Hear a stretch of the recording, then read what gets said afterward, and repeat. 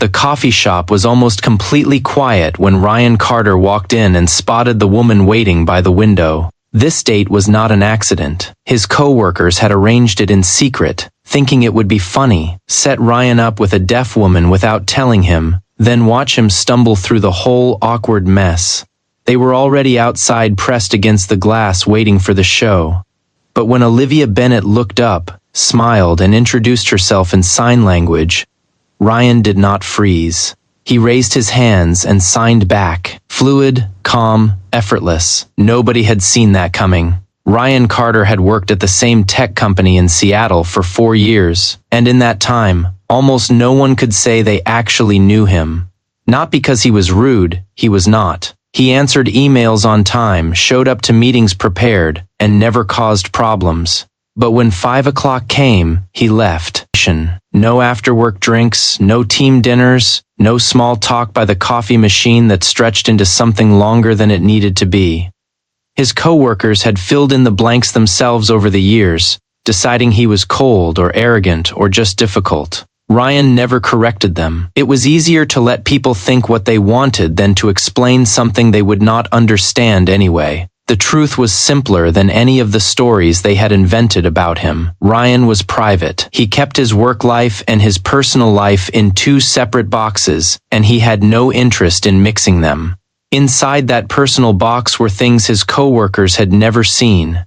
A small apartment filled with books on linguistics, a weekly volunteer shift at a community center on the east side of the city, and a fluency in American Sign Language that he had been building quietly for years. He did not bring any of it up at work because it was his, and that was enough.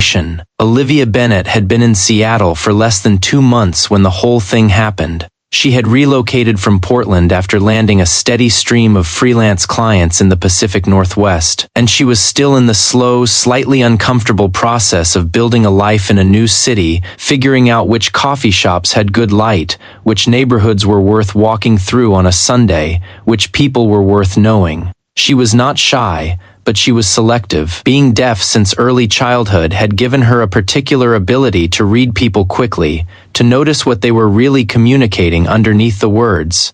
They were not actually speaking to her. She had learned early that patience and attention were more useful than noise. She had connected with a woman named Dana through a local design networking group. Dana was friendly, easy to talk to, and clearly the kind of person who liked making things happen for other people.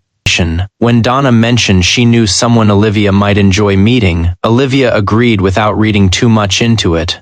She was new to the city. She was open. What she did not know was that Dana was also the one who had come up with the plan. The idea had started as a joke between Dana and 2 other co-workers, Marcus and Jeff, during a slow Tuesday afternoon in the office. The target was Ryan, specifically his reputation for being unreadable, untouchable, and almost aggressively composed in every situation. Someone said it out loud. First, what would it take to actually throw him off? Marcus was the one who suggested the blind date angle.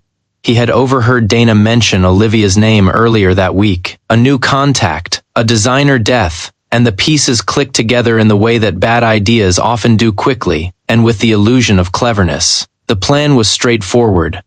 Dana would invite both of them to the same coffee shop at the same time. Without telling either one it was a setup, and without telling Ryan anything about Olivia ahead of time. The expectation was that Ryan would walk in, realize immediately that the woman across from him could not hear him, and completely fall apart, trying to figure out what to do. That was the part they were all looking forward to. Ryan Carter, the man who always had everything under control, standing in the middle of a coffee shop with no idea what to say and no way to say it. None of them considered, not once, what Olivia might think of being used as the punchline. They were too focused on Ryan. Dana had told Olivia only that she had a friend who was thoughtful and interesting and might be a good fit for her socially. Olivia had said yes because she trusted Dana, and because she had no reason not to. She arrived at the coffee shop on a Saturday morning, found a table near the window, and waited. Ryan had gotten the message from Dana the day before. A friend, she had said. Someone worth meeting. She had kept the details vague in a way that Ryan normally would have questioned, but he had agreed. mostly because saying no required more explanation than he was in the mood to give. He did not think much about it on the drive over. He parked 2 blocks away, walked to the coffee shop, and pushed open the door. He saw her immediately. She was sitting at a table near the window, her hands wrapped around a cup, her eyes moving toward him the moment he stepped inside. She had a directness about her that registered before anything else, did not aggressive, just present in a way that most people were not. Ryan crossed the room and sat down across from her. Olivia smiled and lifted one hand. Her fingers moved in a clean, practiced arc, spelling her name first, then signing a greeting. It was natural, unhurried. She was not testing him. She was simply introducing herself the way she always did. Ryan looked at her hands. Then he looked at her face. Then he raised his own hands and signed back, telling her his name, telling her it was good to meet her. His movement steady and clear. No hesitation, no confusion, no performance of any kind. Olivia's expression shifted not dramatically, but enough. Her eyes held on him for a moment longer than they had before recalibrating. Outside the coffee shop window, Dana grabbed Marcus by the arm. Jeff had his mouth open. The 3 of them stood on the sidewalk and stared at a scene that looked nothing like what they had imagined. Ryan was not fumbling. He was not embarrassed. He was sitting across from Olivia Bennett and having a conversation the same way anyone would, except that neither of them was making a single sound. The joke had already stopped being funny. Inside the coffee shop, something else had started, though no one in that moment, not even Ryan, knew yet what it was. They stayed at that table for nearly 2 hours. It had not been the plan, not Ryan's. Anyway, he had walked in expecting to spend 45 minutes being polite to someone Dana knew, then go home and spend the rest of his Saturday the way he usually did. But the conversation had not gone the way most conversations went for Ryan. It had not felt like maintenance. Olivia asked questions that were specific without being intrusive, and when she listened, she actually listened, her eyes on his hands, her attention fully extended toward whatever he was saying. There was no ambient noise pulling her elsewhere. There was no half-presence that he was used to from people who were technically in the room, but mentally somewhere else entirely. They talked about Seattle, what she had figured out about the city so far, and what still confused her. They talked about design, about the particular frustration of working for clients who said they wanted something creative and then rejected everything that wasn't exactly what they'd already imagined. Ryan told her about a software project he had been working on for months that had just been quietly deprioritized by management, and instead of offering the usual empty sympathies, Olivia signed something that made him almost laugh out loud.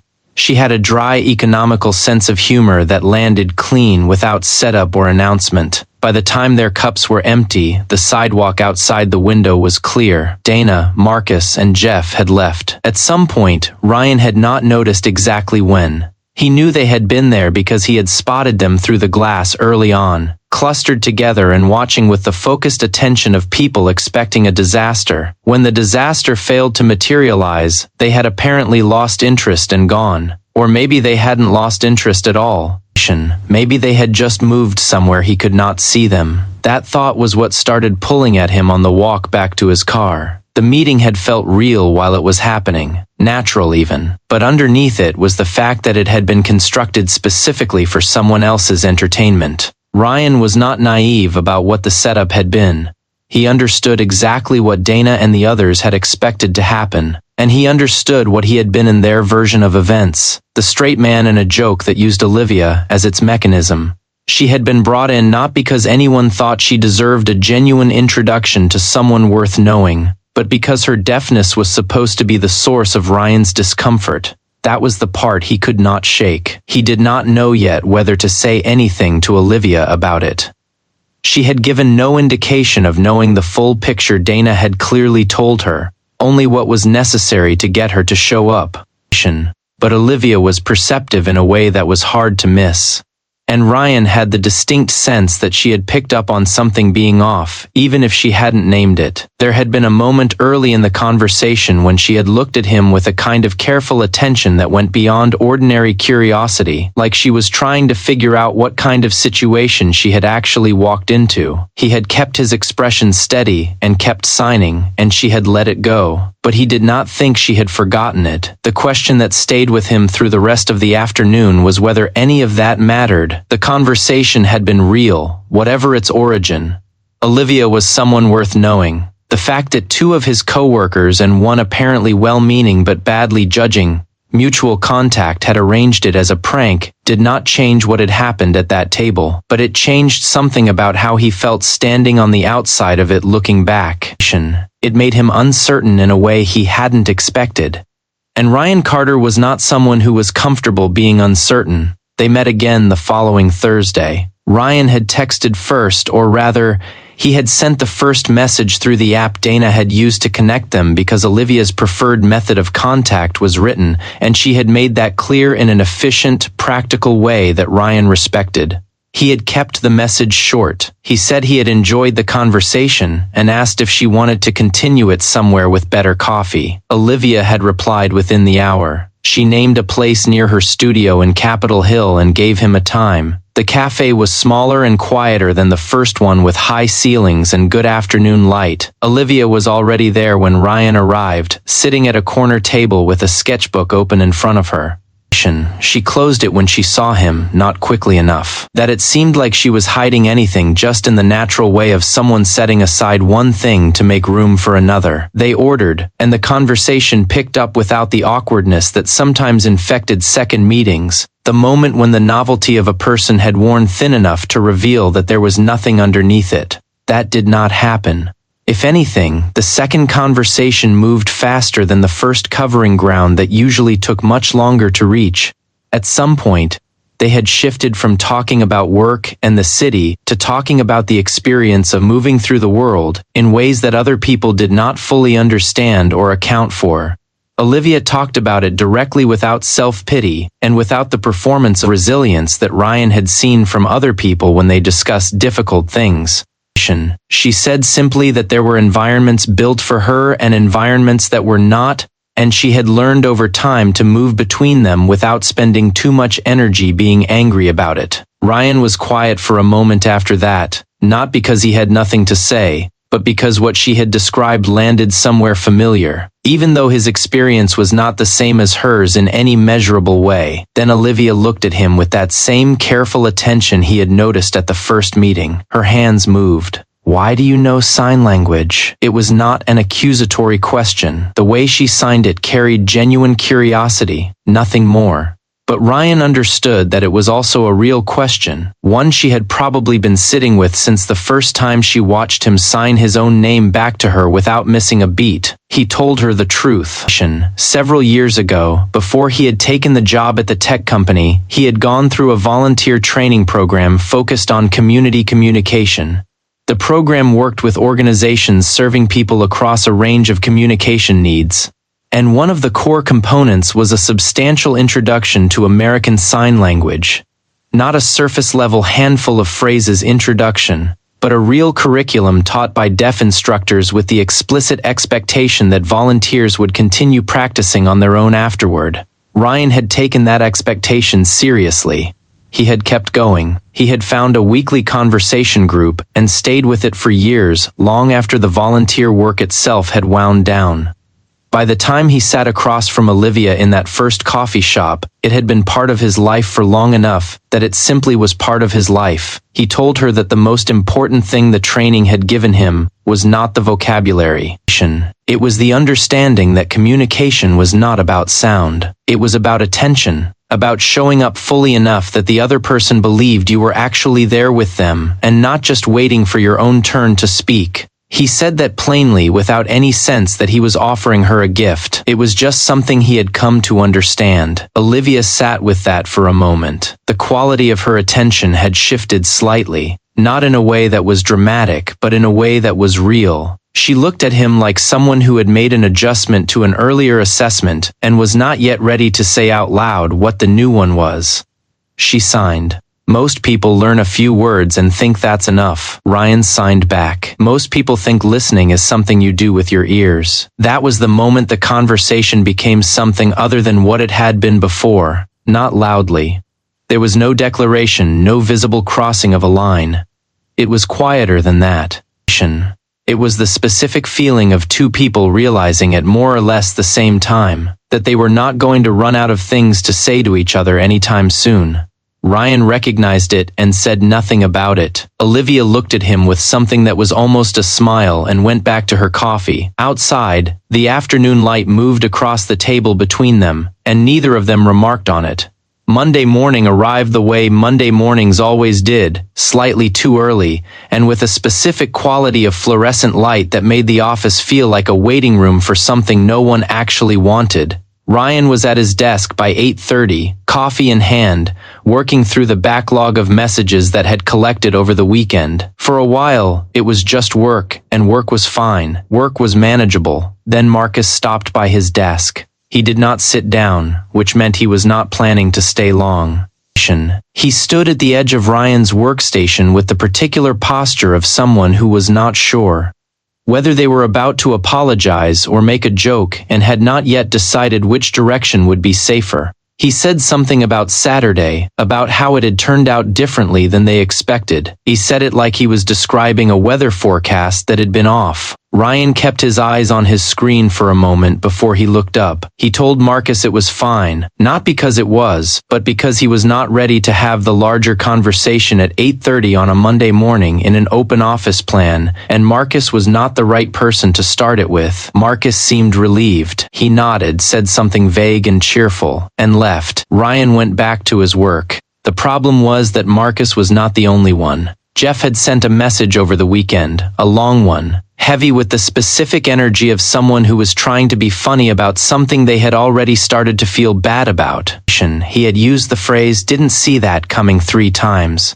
Ryan had read it, set his phone face down on the kitchen counter, and not replied. Dana had been quieter. She had sent a single short message that said, "Only looks like it went okay." Ryan had not answered that one either. By Wednesday, the awkwardness in the office had taken on a particular shape. Some people seemed to have worked out enough of what had happened to feel genuinely uncomfortable about it. Ryan noticed the difference between the ones who avoided eye contact in a way that signaled shame, and the ones who avoided it in a way that signaled they were still privately entertained. That second group was smaller, but it was there. Jeff specifically had made a comment in a group chat that Ryan had seen and not responded to something that was technically deniable as a joke, but was not in any real sense a joke. Ryan sat with it for 2 days before he did anything. He was not someone who moved quickly in these situations. He preferred to understand exactly what he was dealing with before deciding how to respond, because responding from a half-formed position was almost always worse than waiting. But by Wednesday afternoon he had understood it clearly enough. The people who felt bad about what they had done were not the problem. The people who did not were. What bothered him was not that he had been set up, he had dealt with worse, and the outcome had been something he was genuinely glad. What bothered him was the thing underneath the setup. Olivia had been used as a prop in something she had never agreed to participate in. She had shown up to that coffee shop on a Saturday morning in good faith on the basis of an introduction that had framed Ryan as someone worth meeting. She had not known she was there to make people laugh. She had not known that her way of communicating was supposed to be the source of discomfort. If the setup had worked the way they expected, she would have sat across from a man who was visibly uncomfortable and had no idea what to do. And she would never have known why. That was the part Ryan kept coming back to. Not the embarrassment they had tried to engineer for him. The specific way they had decided Olivia's deafness was a resource they could use without asking her. It happened on Thursday in the break room. Ryan had gone in for coffee and found Jeff and another coworker named Brett standing by the counter. He had heard the tail end of something as he walked in. Not the words, but the tone, which was enough. Jeff shifted when Ryan entered, the easy looseness of the conversation tightening slightly. Brett looked at the counter. Ryan poured his coffee. Then he turned around and said what he had been thinking for 3 days. He said the setup had crossed the line. Not because of what it had tried to do to him. He did not mention that part at all.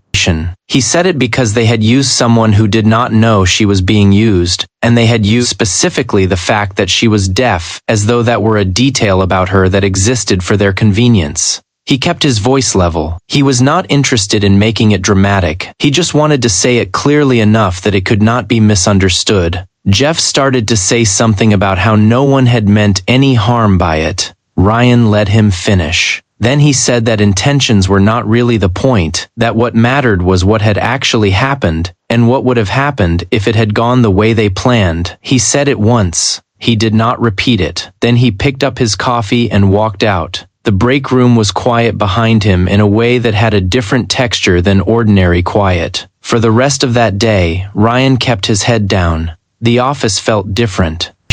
Not hostile exactly, but contracted, like everyone was taking up slightly less space than usual, and being careful about where they put their feet.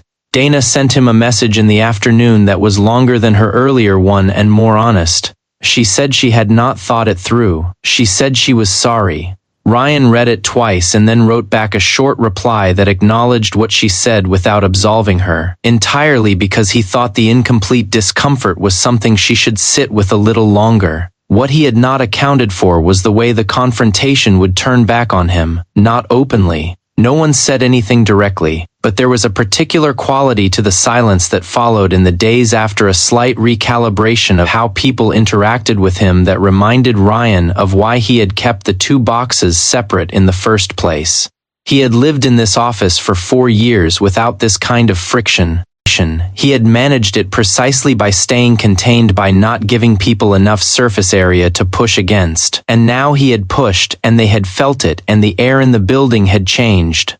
He found himself asking a question that night that he had not expected to be asking: whether this was worth it, not whether he had been right. He knew he had been, but whether being right in that particular way, in that particular place, was going to cost him something that he was not fully prepared to pay.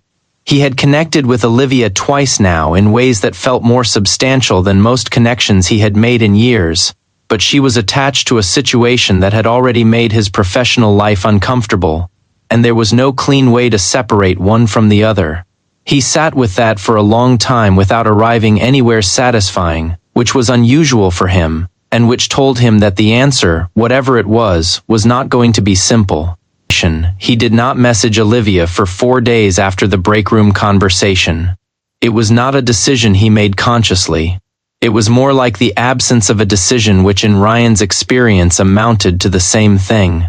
He went to work, came home, made dinner, and moved through the week with the specific flatness that came from having too many things to weigh at once and not enough clarity to weigh any of them properly. He had handled the situation at the office the way he believed it needed to be handled. He did not regret what he had said to Jeff and Brett.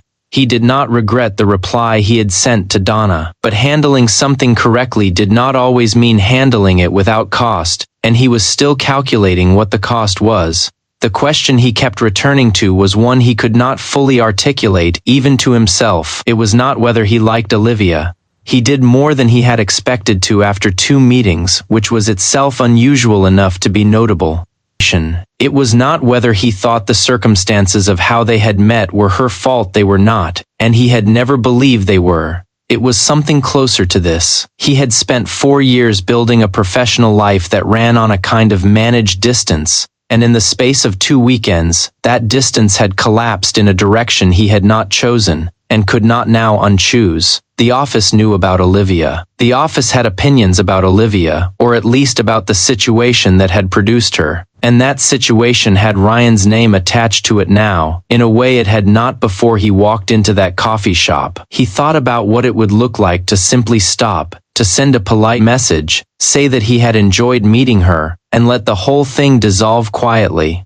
He could go back to the way things had been. The office friction would settle. In a few weeks it would be something people barely remembered. He was good at disappearing back into routine. He had done it before, but he sat with that option long enough to understand what it actually meant. And what it meant was that he would be making the same calculation that his coworkers had made, treating Olivia as an element in a situation that was primarily about him, rather than as a person who deserved to know what had actually happened and to decide for herself what she wanted to do with that information. He had been angry at Dana and Marcus and Jeff for using Olivia as a prop. Pulling away without an honest explanation would be a different version of the same thing. That was the thought that moved him. Not a grand realization, not a dramatic turn, just the recognition that there was only one option that was actually honest, and he had been avoiding it because it required saying something out loud that he would rather have left unsaid. He opened the app and started typing. He asked if she had time to meet that weekend. Olivia replied the next morning and said she did. She named the same coffee shop from the first meeting, the one near the window, and Ryan wondered briefly if she had chosen it deliberately. He decided it didn't matter either way.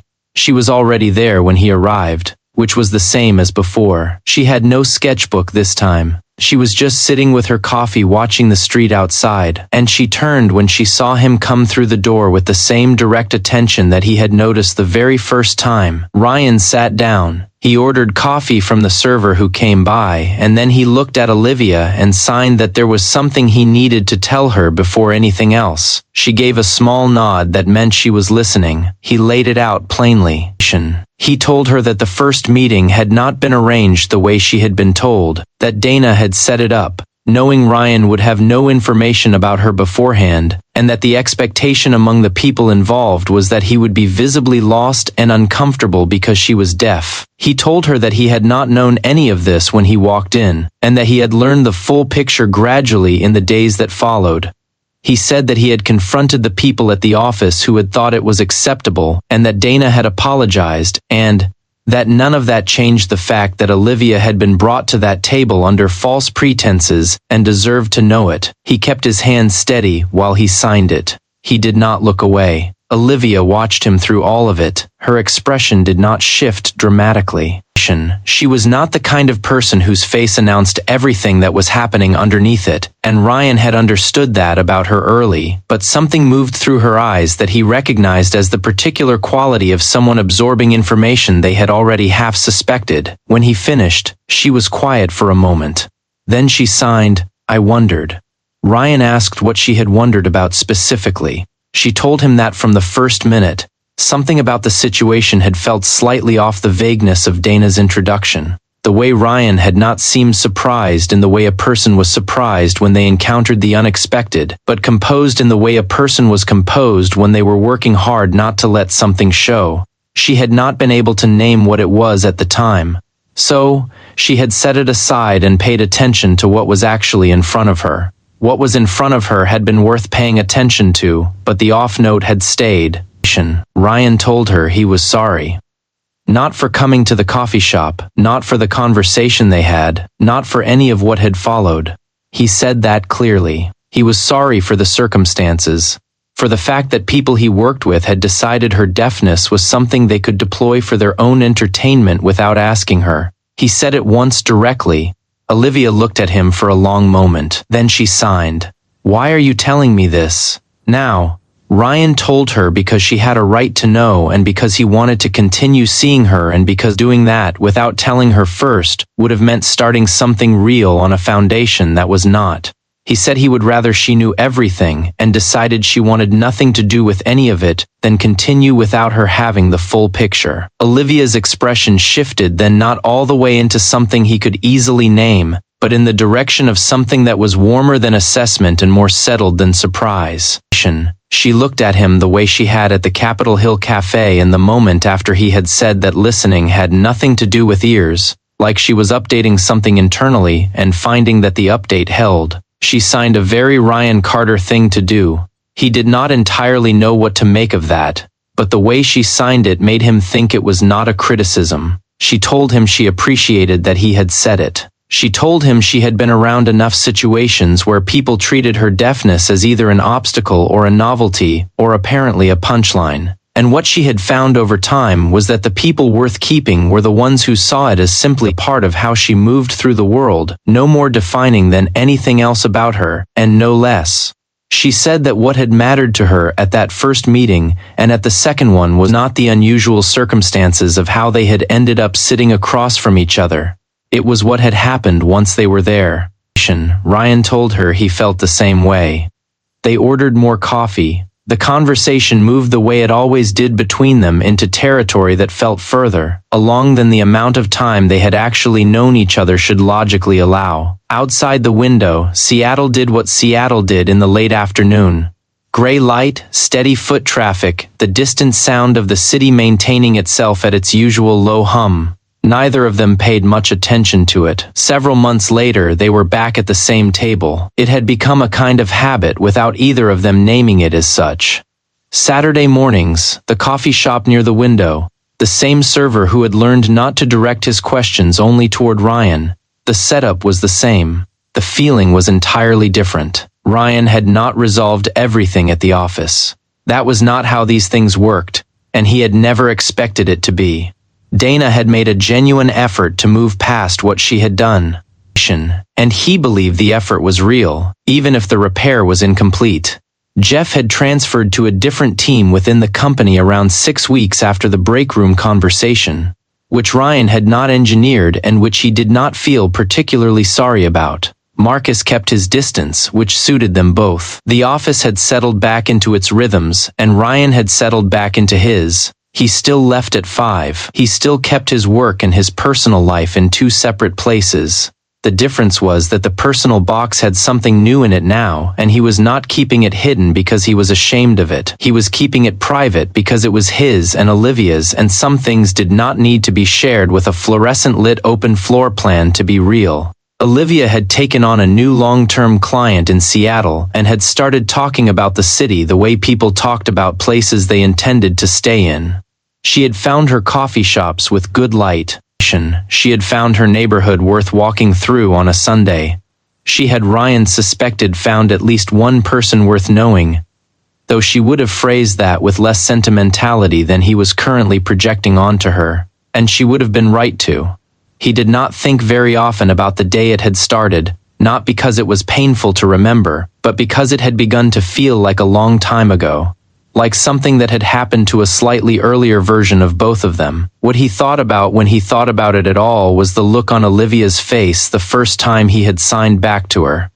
The recalibration, the quiet shift in her expression, the moment before anything had been decided. He had not known at the time what that moment would turn into. He had just kept his hands moving and stayed in the conversation.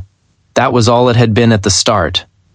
Staying in the conversation, not walking away from something because it was unexpected or complicated or because it had arrived through circumstances that were embarrassing and badly intentioned and had nothing to do with him. Just staying and paying attention and letting what was real be real without interference. Olivia set down her cup and looked at him across the table with the same directness. She had always had the same quality of presence that he had noticed before he even sat down that first morning. She signed something short.